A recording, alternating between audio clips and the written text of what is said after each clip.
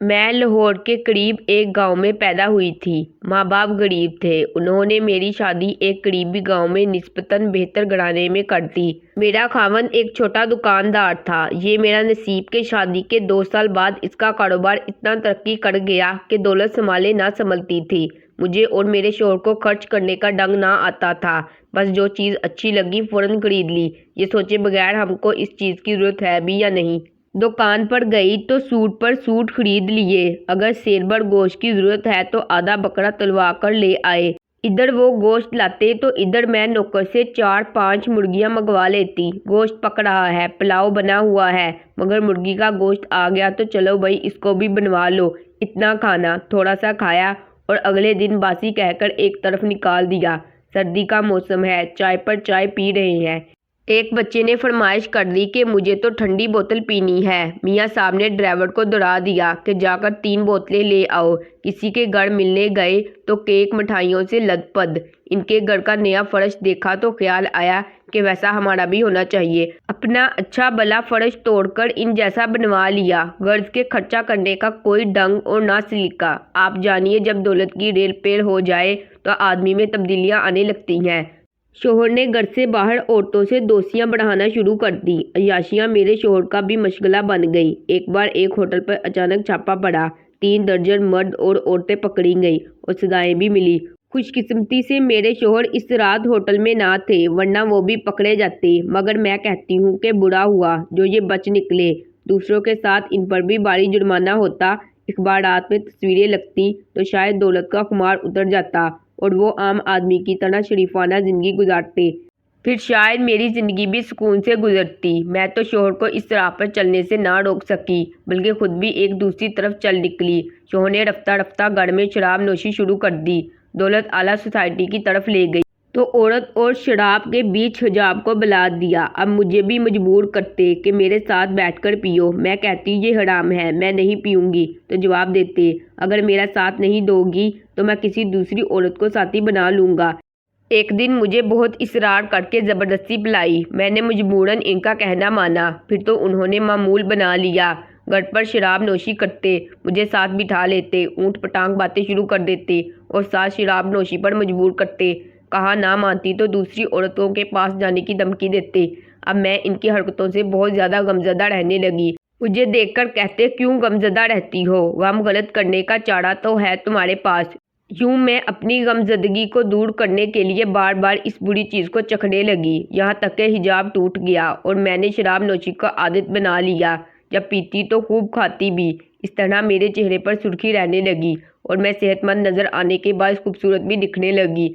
मानती हूँ कि मैं कमज़ोर किरदार की थी, वरना कोई अच्छी औरत होती तो ऐसा ना करती। आईना देखती तो समझती इस शय ने ही मेरी उम्र के निशानात को मिटा दिया और मुझ पर जवानी के रंग बिखेर दिए हैं। नहीं जानती थी कि ये तो एक जहर है जो मुझको अंदर से खोखला कर रहा है। अब कुछ गलत किस्म की औरतें भी हमारे घर आने लगी, जिनको मेरे शोहर दावत देते थे। वो काफ़ी तेज़ तरार थी, मुझको अपनी लच्छेदार बातों में उलझाती थी, मेरी तारीफ करती और मेरे साथ दोस्तियाँ बनाई। मैं ना समझ सकी कि दरअसल वो मेरे खावन में दिलचस्पी रखती हैं। एक दिन मैंने एक ऐसी ही बदनाम जमाना के साथ अपने शोहर को अपने बेडरूम में देख लिया तो मुझे होश आया। ये बेइज्जती बर्दाश्त ना कर सकी। घर में लड़ाई हुई। मोहल्लेदारों और बड़े भाई के डर से फराज ने हथियार डाल दिए। गैर औरतों का आना जाना तो बंद हो गया, मगर इनके आवारा दोस्त फिर भी आते थे। एक रोज़ इनके एक दोस्त ने मुझसे हमदर्दी जतलाते हुए राजदारी से बताया कि फराज को हरगिज़ मत बताना। मैं आपके भले को ये राज बता रहा हूँ ताकि अंधेरे में ना रहो।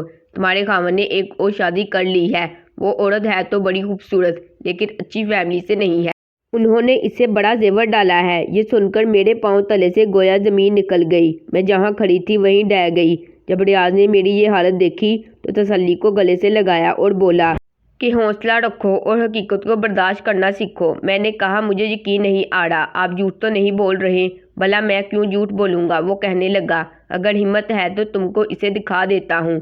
मैंने भी हाँ कह दिया। इसने एक पता लिख कर दिया कि वहाँ अकेली मत जाना, अपने जेठ को साथ ले जाना। फराज इस औरत को अब इसी घर में ला बसाने का सोच रहा है जिसमें तुम रहती हो। कहता है मैं सरैया को मना लूँगा और दोनों को साथ रखूँगा। अगले दिन जेठ के घर गई और इनको तमाम हाल बताया। वो मेरे साथ चलने पर तैयार हो गए। वहाँ पहुँचे तो फराज वहाँ ना थे, मगर वो औरत वहाँ मौजूद थी। जेठ वहाँ 2-4 मिनट रुके, फराज का पूछा और मुझे लेकर घर आ गए। उन्होंने तसल्ली दी। जब फराज आया तो इनको काफ़ी बुरा भला कहा।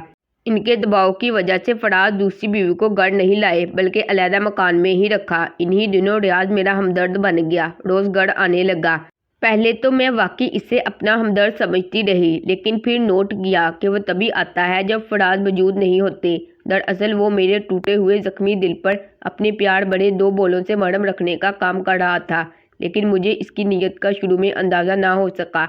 मैं इसके जाल में ऐसे फंसती चली गई जैसे कोई बेबस चूटी मकड़ी के जाल में फंसती है तो फिर निकल नहीं सकती। रियाज पहले मुझे भाभी कहा करता था, फिर मेरे नाम से पुकारने लगा। अगर मेरी तबीयत ठीक ना होती तो कहता, चलिए आपको डॉक्टर के पास ले चलूं। फराज को तो अपनी दूसरी बीवी से फुर्सत ही नहीं, और आप हैं कि इसके इंतज़ार में गुलती रहती हैं। मैं तो इसे अपना हमदर्द समझती थी, मालूम ना था कि इसके दिल में मेरे लिए पाकीज़ा जज्बात नहीं है। अब वो तन्हा नहीं आता था, इसके साथ इसकी एक दोस्त लड़की आने लगी जिसका नाम रुखसाना था। इसका कहना था कि वो मेरी सौतन के पड़ोस में रहती है। इस तरह वो मेरे शोहर के दूसरी बीवी के पास आने जाने, इनकी सैर व तफरीह, हालता कि शॉपिंग तक की खबर रखती है। वो ये सारी बातें मुझे आकर बताती और मैं मारे तजस्सुस के सुनती, और मैं चाहती थी कि वो हर रोज़ मेरे पास आए और ज़्यादा से ज़्यादा वक्त मेरे साथ गुजारे। रुखसाना के बहाने रियाज भी इसके साथ आता। दोनों मुझे घुमाने फिराने ले जाते। हम तीनों एक साथ ज़्यादा वक्त गुजारने लगे। रुखसाना ने सौतन की खबरें दे देकर मेरी कमज़ोरी से फ़ायदा उठाया और मेरे घर में घुस आई। इस तरह रियाज और रुखसाना को मेरे घर में एक महफूज ऐशगा मसीर आ गई। मुझे इन दोनों के एक साथ वक्त गुजारने पर एतराज़ ना था। एक दिन रियाज अकेला आया। वो बहुत उदास था और रो रहा था। मुझसे अपने हमदर्द का इस तरह रोना देखा ना गया। पूछा कि क्या हुआ है। इसने बताया कि वालिदैन को इसके और रुखसाना के तल्लुक का इल्म हो गया है। उन्होंने रुखसाना के घर जाकर इसकी बेइज्जती की है, जिस पर इसके वालिदैन ने अपनी लड़की पर पाबंदी लगा दी है, बल्कि वो इसकी किसी और जगह शादी कर रहे हैं। तुम तो इस दर्द से बाखूबी वाक़िफ़ हो सरैया कि जुदाई का दर्द कैसा जानलेवा होता है। कल तुम्हारी जान पर बनी थी तो मैंने तुम्हें सहारा दिया था, और आज मेरी जान पर बनी है। बोलो, क्या तुम मुझे सहारा दोगी? मैंने इसकी बात का मतलब समझे बगैर कह दिया कि हाँ, अगर आपने आड़े वक्त में मुझे सहारा दिया था और संभाला था तो मैं भी आपको सहारा दूंगी। मेरा ये कहना था कि वो शख्स तो मेरे गले का हार हो गया। इसे मेरे शोहर के घर आने जाने का इल्म रहता था, तो वो इसी वक्त आकर विराजमान हो जाता जब फराज किसी और जगह ऐश में मसरूफ़ होते। बिला आखिर वो मुझे घेरने में कामयाब हो गया, मजलूम बनकर, दोस्त बनकर। इसने मेरी तन्हा रूह की तन्हाई के दर्द को समेटने की खातिर ये सारा खेल खेला था। इसके बाद मैं बाकायदगी से इसके साथ बाहर जाने, सैर व तफरीह में वक्त गुजारने लगी और इस तलाक मकड़ी के गलीज जाले में फंस कर रह गई। जल्द ही रियाज के वालिदैन को हम पर शुबा हो गया। इसके एक करीबी रिश्तेदार ने कई बार हमें गाड़ी में एक साथ बाहर घूमते फिरते देख लिया। उन्होंने रियाज की शादी इसकी कज़न से करा दी। इसकी शादी हो गई, मगर हमारी मजलिस से फिर भी इसी तरह जमती रही। इसकी बीवी बड़ी मासूम थी, मगर रियाज को तो चोरी का चस्का पड़ चुका था, और जिसको हराम शय में राहत मिले फिर इसे हलाल चीज़ें अच्छी नहीं लगती। अब मैं भी खुद को बना ठना कर दिल बहलाती, शोहर के गम और बेवफाई को बुलाने लगी थी, और अपनी महरूमी का इलाज रियाज की कुर्बत में तलाश कर लिया था। रियाज के वालिदैन और इसकी बीवी ने इसे मेरे घर से रोकने की बहुत कोशिश की। इसके घर में लड़ाई झगड़े हुए, बाप बेटे की तल्ख कलामी भी हुई। आखिर इसके बुढ़े माँ बाप ने हथियार डाल दिए। बीवी ने भी इस महरूमी से समझौता कर लिया। अब अगर मेरा शोहर मुझसे कभी चाहत की बात करता तो मुझे इससे नफरत महसूस होती, और मैं इससे दूरी में ही सुकून महसूस करती थी। दरअसल मैं शोहर की अय्याशियों के बायस इससे नफरत करने लगी थी। इसका इंतकाम फराज से नहीं बल्कि खुद से ले रही थी। मेरी सौतन जब तक साहिब औलाद ना हुई थी मुझे इससे खौफ नहीं था, लेकिन अब खौफ रहने लगा था कि अगर वो साहिब औलाद हो गई तो मेरे शोहर की जायदाद पर शरीक हो जाएगी। मैंने खुद को इस वजह से भी रियाज के कदमों में डाल दिया था कि वो किसी तरह मेरे शोहर को इसकी दूसरी बीवी से बदजन करके तलाक करा दे। इसने ऐसा करने का कई बार वादा किया, मगर वो ये वादा पूरा ना कर सका। मैंने सौतन के बारे में बड़ी गलीज बातें मशहूर कराईं, मगर नाकाम हुई। आखिर मैं ही अपने शोहर की नज़रों में गिर गई। इसका तो मैं बाल भी बाका नहीं कर सकी। जो कुछ गवाया अपना ही गवाया। अब मुझे रियाज पर रह रहकर गुस्सा आता था कि इसने मुझे कैसा बेवकूफ़ बनाया और अपना उल्लू सीधा करता रहा।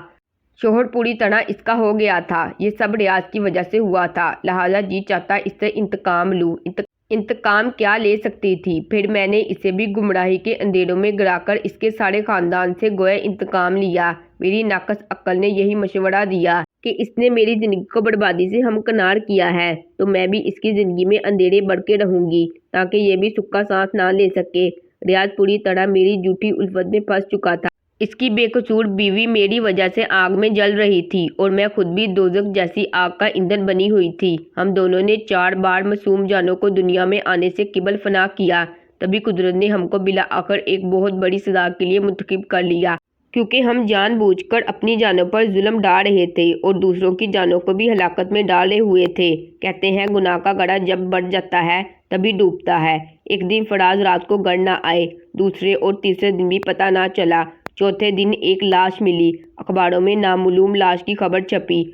औरों के साथ हम भी पहुंचे तो पता चला मेरे शोहर फराज की लाश थी, जिसे गोली मारकर हलाक किया गया था, मगर जाए वारदात पर खून नहीं गिरा था, जिसका मतलब ये था कि कत्ल किसी दूसरी जगह हुआ था और लाश दूसरी जगह लाकर फेंकी गई थी। पुलिस ने फराज की जिंदगी के मामूलात, इसकी दोनों शादियां, रियाज से मेरे तल्लुकात, हर चीज की गवाहियां ली। गोया कोई चीज पोशीदा नहीं रही थी।